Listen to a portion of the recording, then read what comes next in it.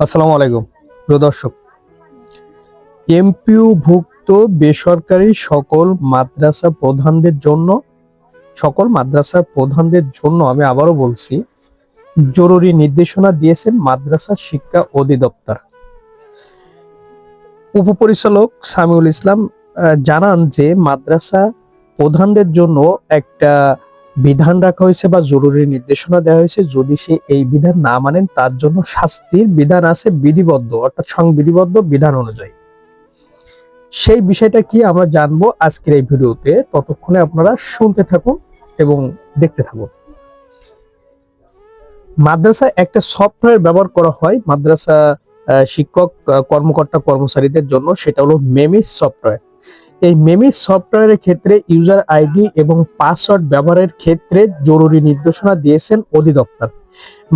কারণ এই মেমিস সফটওয়্যারের মাধ্যমে মাদ্রাসা প্রধান কর্তৃক কর্মকর্তা কর্মচারীদের জন্য যে বেতন বিল পাঠানো হয় ওটাকে যাচাই বাছাই করে পরিশোধ করা হয় এই মেমিস সফটওয়্যারের মাধ্যমে। তাহলে এই মেমিস সফটওয়্যারটা কতটা গুরুত্বপূর্ণ আপনারা বুঝতে পারছেন। মেমিস সফটওয়্যারের ইউজার আইডি এবং পাসওয়ার্ড ভুলেও মাদ্রাসা প্রধান ব্যতীত অন্য কোনো কারোর সাথে শেয়ার করা যাবে না বা ব্যবহার করতে দেওয়া যাবে না।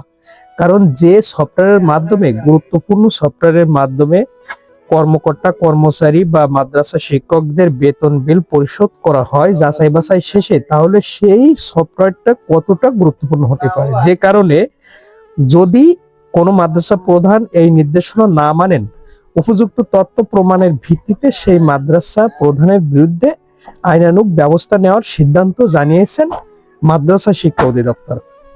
মাদ্রাসা শিক্ষাকে আরো এগিয়ে নিতে মাদ্রাসা যে শিক্ষা অধিদপ্তর আছে একে অনেক ভূমিকা পালন করতে হবে বা হচ্ছে। সেক্ষেত্রে এমন নির্দেশনাটা আসাটা খুবই স্বাভাবিক একটা ব্যাপার। তাই যে সকল মাদ্রাসা প্রধান আছেন বাংলাদেশের প্রেক্ষাপটে বা বিভিন্ন মাদ্রাসার সুপার আছেন, এমপিভুক্ত বেসরকারি মাদ্রাসা, তারা অবশ্যই এই মেমি সফটওয়্যার ব্যবহারের ক্ষেত্রে ইউজার আইডি এবং তার পাসওয়ার্ড অন্য কারোর কাছে ব্যবহার করতে দেওয়া যাবে না। এটা মাদ্রাসা শিক্ষা অধিদপ্তরের জরুরি নির্দেশনা। এটা যদি আপনি না মানেন তাহলে আপনার বিরুদ্ধে অধিদপ্তর চাইলেই যে কোনো ধরনের আইনানুগ ব্যবস্থা গ্রহণ করতে পারেন। অতএব এখন থেকে সতর্কতা অবলম্বন করুন। যদি কোনো মাদ্রাসা প্রধান অন্য কোনো কারোর মাধ্যমে এটা করে থাকেন বা কম্পিউটার ম্যানকে দিয়ে থাকেন, বাইরের কোনো কম্পিউটার ম্যানকে ইউজার আইডি পাসওয়ার্ড দিয়ে থাকেন, তাহলে আজকে থেকে সেটা নিয়ে নেন এবং তার থেকে কাজ করা বন্ধ করে দেন। মাদ্রাসার কাজ মাদ্রাসায় করেন, তাহলে সেটা ভালো হবে এবং ইউজার আইডি এবং পাসওয়ার্ড আপনার কাছেই সংরক্ষিত রাখুন। প্রিয় দর্শক, ভালো থাকবেন। এই ছিল সর্বশেষ সংবাদ। আসসালামু আলাইকুম।